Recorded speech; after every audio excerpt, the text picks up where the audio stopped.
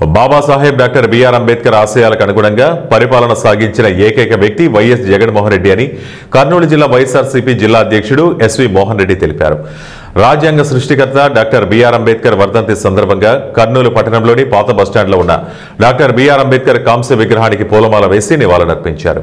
ఈ సందర్భంగా కర్నూలు జిల్లా అధ్యక్షులు ఎస్వి మోహన్ రెడ్డి మాట్లాడుతూ డాక్టర్ బిఆర్ అంబేద్కర్ ఆశయ సాధనకు అనుగుణంగా గ్రామాలలో సచివాలయ వ్యవస్థను ఏర్పాటు చేయడం, అట్టడుగు వర్గాల వారిని రాజకీయాల్లో రాణించడం వంటి అంశాలను ఆనాడే బిఆర్ అంబేద్కర్ ఆలోచన విధానమని, ఆయన ఆలోచనలకు అనుగుణంగా వైఎస్ జగన్మోహన్ రెడ్డి పరిపాలన కొనసాగించేవాడని తెలిపారు. కూటమి ప్రభుత్వం అధికారంలో ఉన్నప్పటికీ డాక్టర్ బిఆర్ అంబేద్కర్ వర్ధంతికి అధికారికంగా పూలమాల వేయలేని దౌర్భాగ్య పరిస్థితి ఈ కూటమి ప్రభుత్వానిదని తెలిపారు. బాబాసాహెబ్ అంబేద్కర్ గారి వర్ధంతి సందర్భంగా వైఎస్ఆర్ కాంగ్రెస్ పార్టీ నాయకులు, కార్యకర్తలు అందరూ కలిసి ఆయనకు ఘనంగా నివాళులు అర్పించడం జరిగింది.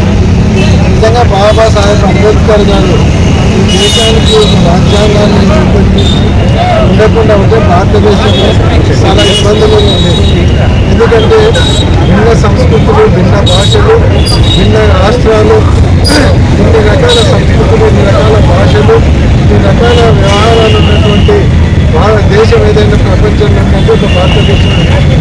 కాబట్టి ఇన్ని భాషలు, ఇన్ని సంస్కృతులు ఉన్నప్పటికీ ఒక రాజ్యాంగమే భారతదేశాన్ని అంతటికి కూడా ఏకతాటిపైన నడిపిస్తూ ఉందంటే అది బాబాసాహెబ్ అంబేద్కర్ గారు ముందు చూపుతో రాసినటువంటి రాజ్యాంగాన్ని మనమందరం కాపాడుతూ ఉన్నాం.